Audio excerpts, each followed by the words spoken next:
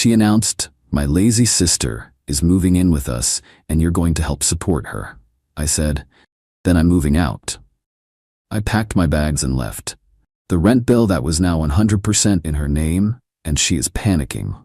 I, 29 male, moved out of the apartment I shared with my girlfriend Natalie, 27, 3 days ago. Been together 4 years, living together for 2. Thought we were heading toward marriage. Turns out we were heading toward very different futures. Tuesday night, I get home from work. Natalie's sitting on the couch with this weird smile. You know that smile people get when they're about to drop something on you and expect you to just roll with it? So Melody is having a hard time, she starts. Melody is her 24-year-old sister. Okay? I'm unpacking my work bag, not really paying attention yet. She lost her job again. This would be job number 6 in 2 years. Melody has a pattern. Gets hired, does okay for a month, then starts calling out, showing up late, generally not doing the work, gets fired. Rinse and repeat. That sucks, I say, because what else do you say? So I told her she could move in with us. I stop, turn around. You told her what? She needs help, she's family. We have a 1-bedroom apartment, Natalie. She can sleep on the couch until she gets back on her feet. Here's the thing, Melody doesn't get back on her feet. She lands on other people's feet and stays there. She lived with their parents until they literally moved to a smaller place and didn't tell her the new address until after they'd settled in. For how long? I ask. Just a few months, and you're going to help support her until she finds work. Not we, not can you, just you're going to. No, I'm not. Excuse me, I'm not supporting your sister. If she moves in, I move out. Natalie laughs. Actually laughs. You're not serious. Dead serious. You didn't ask me, you told me, about bringing another adult to live in our 1-bedroom apartment. An adult with no job and no intention of getting one. She's trying. Name one job she's kept longer than 3 months. Silence. She's moving in this weekend, Natalie says, like that's the end of it. Then I'm moving out this weekend. Where would you even go?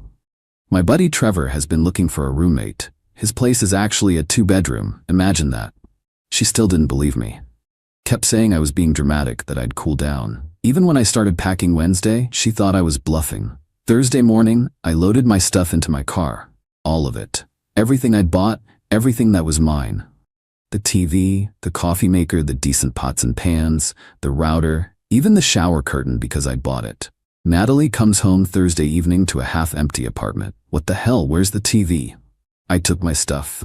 Our stuff. No, my stuff. Check the receipts, all in my email. That's when it hit her. Really hit her. See, the lease is in her name only. When we moved in together, she insisted on being the only name on the lease because it would build her credit. Fine by me at the time. Less liability. I just Venmo'd her my half of rent each month. You can't leave me with the full rent. You made a unilateral decision about our living situation. I made one about mine. It's $2,100 a month. I can't afford that alone. Good thing Melody will be there to help out. The look on her face. She knew as well as I did that Melody wouldn't contribute a dime. This is insane. You're really ending our relationship over this? You ended it when you decided your sister was moving in without discussing it with me. I left that night, stayed at Trevor's. The apartment was mine starting Friday. His old roommate had already moved out, and I could take over his portion of the lease immediately. Friday afternoon, the text started. Please come back. We can talk about this. You're being unreasonable. Melody isn't even here yet. How am I supposed to pay rent? I didn't respond. She made her choice. I made mine. Saturday, Melody apparently arrived, with 3 suitcases, no job, and no money. But plenty of expectations. That's when things got interesting. Update 1. The entitlement is off the charts, guys. Like, I knew Melody was a piece of work, but this is next level. So Trevor's been a real one, letting me crash while I get settled. His place is actually nice. 2 bedrooms, 2 bathrooms, in-unit laundry.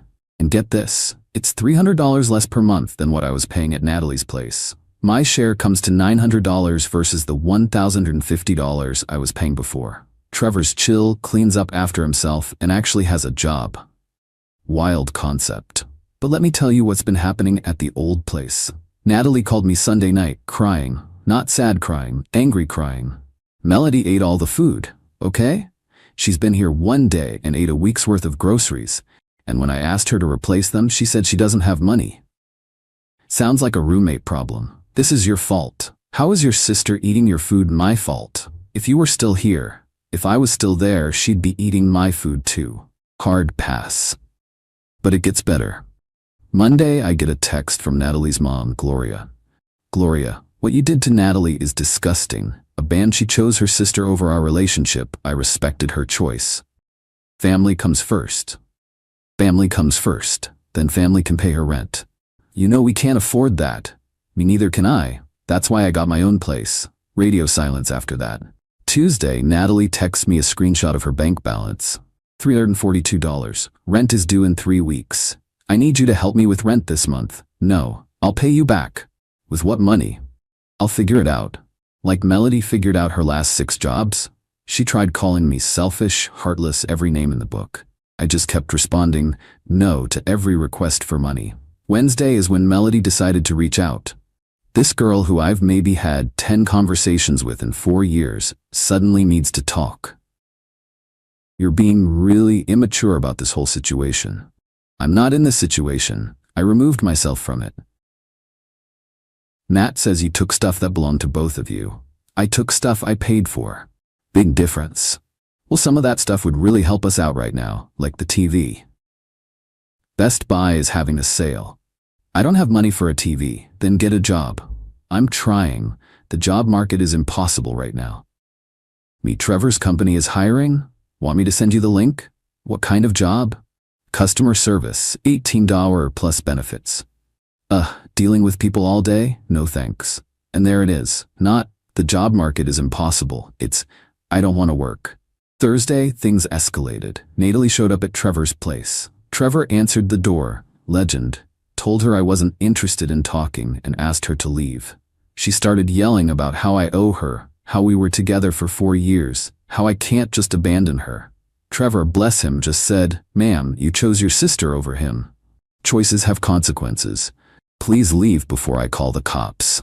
She left, but not before shouting that I was a coward for not facing her myself. Friday morning, I get a call from my old landlord. Natalie had called him trying to get me added back to the lease, so I'd be legally obligated to pay half the rent. Landlord told her that's not how leases work. You can't just add someone who doesn't live there anymore. He also informed her that if she can't pay rent, he'll start eviction proceedings. No exceptions. She panicked and asked if she could break the lease. Sure, for a $4,200 fee, 2 months rent. She doesn't have $4,200. She doesn't have $420. The best part?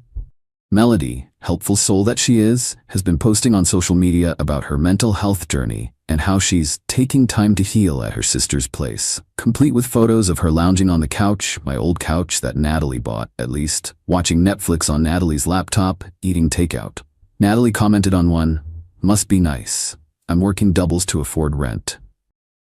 Melody deleted the comment and posted about toxic people trying to dim her light. I'm sitting here in my new room, which is bigger than the space I had before, paying less money, with a roommate who actually contributes, and I'm wondering how I put up with Natalie's family drama for so long. Rent's due in 2 weeks. Let's see how this plays out.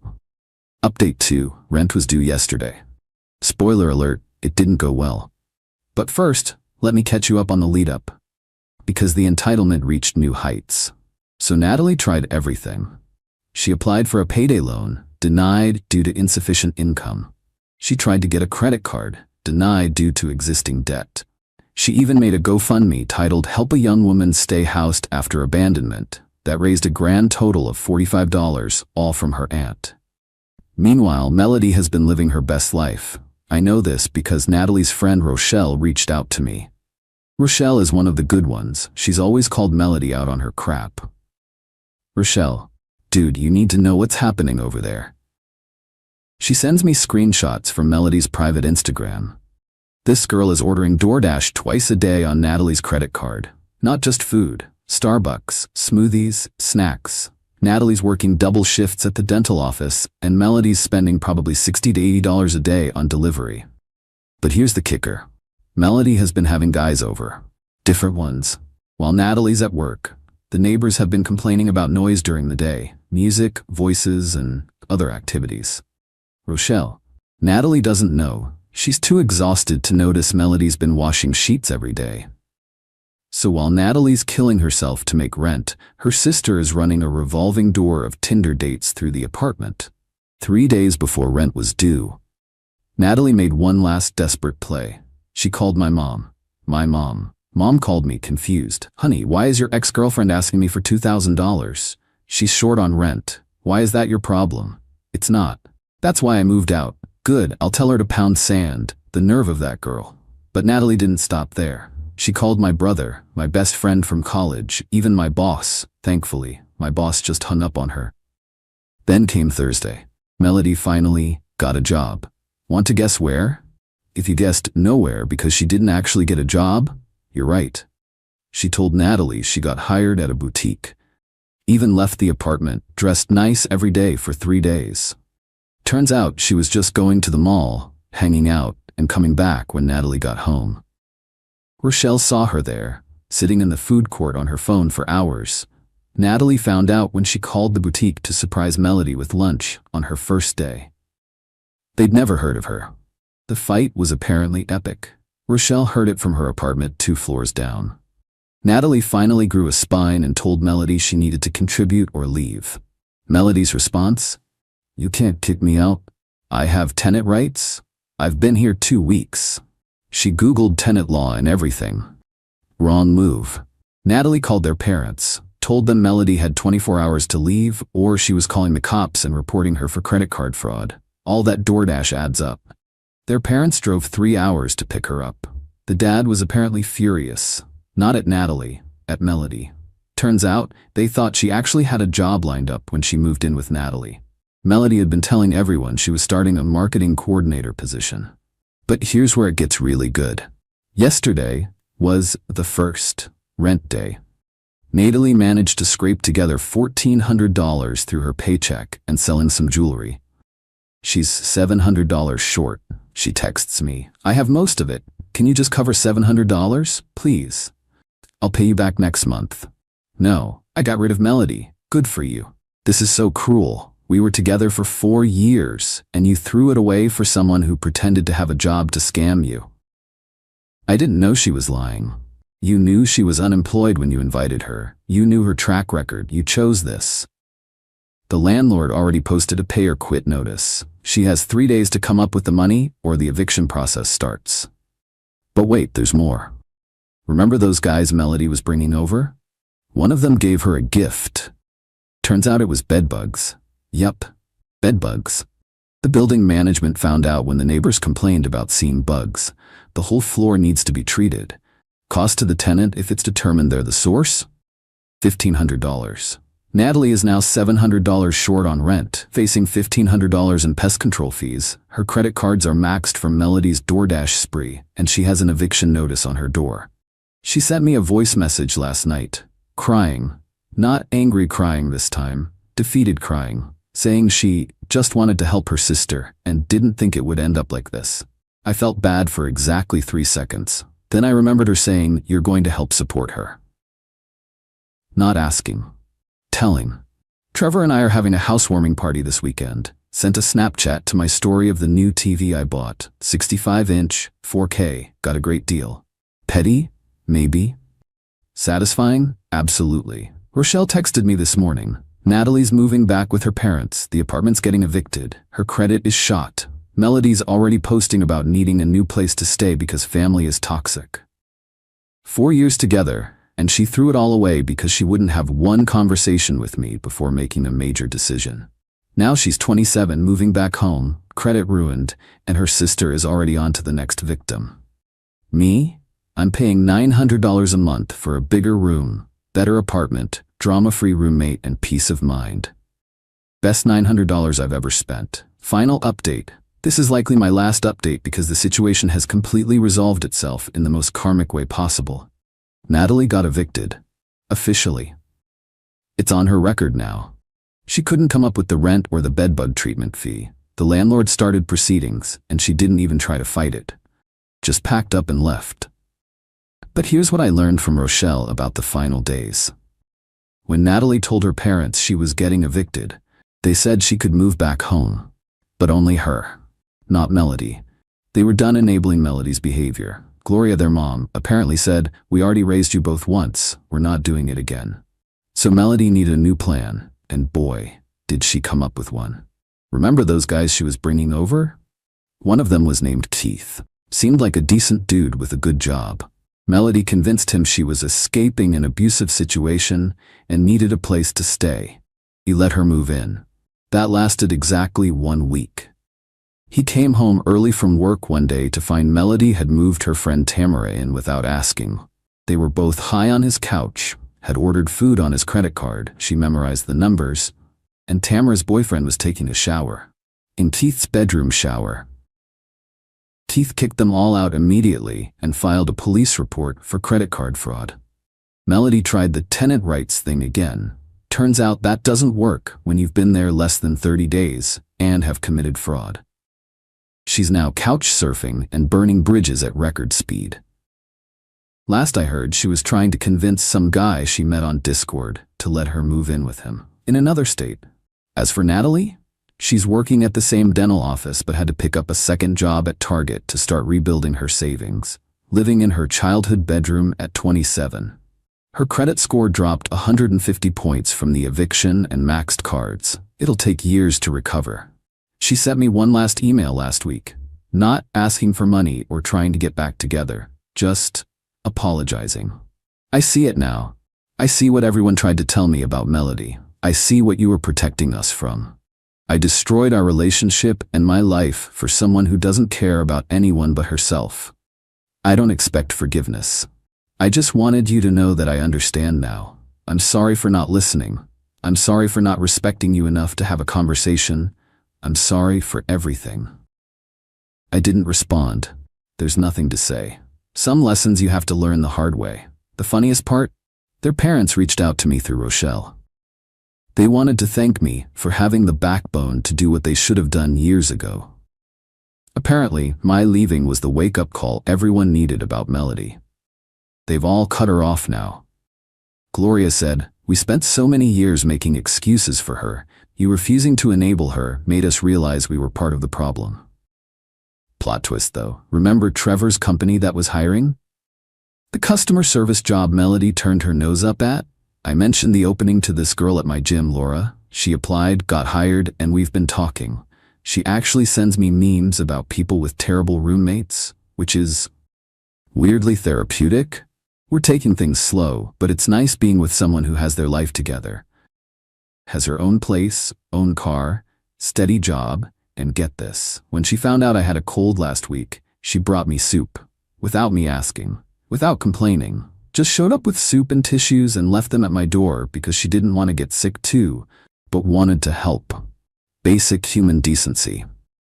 Turns out it's not that hard to find when you stop accepting less. Oh, and the ultimate irony? The apartment Natalie and I shared? It's been re-rented to a nice older couple who both work from home. They can actually afford it because, wild concept, they both contribute to expenses. Rochelle said Natalie cried when she saw them moving in. I'm not gonna lie and say I don't feel a little bad for Natalie. 4 years is a long time, and she wasn't a bad person, just weak when it came to her family. But she made her choice. She chose her sister over our relationship, chose enabling over partnership, chose to make unilateral decisions about our shared life. And now she's living with the consequences. Literally living with them. In her parents' house, probably until she's 30, given how long it'll take to rebuild her credit and savings. Me? I'm thriving. Better living situation, more money in my pocket, no drama, and potentially something good starting with Laura. Turns out when someone tells you you're going to help support someone you didn't agree to support, the correct response really is just no. Best decision I ever made was trusting my gut and walking away.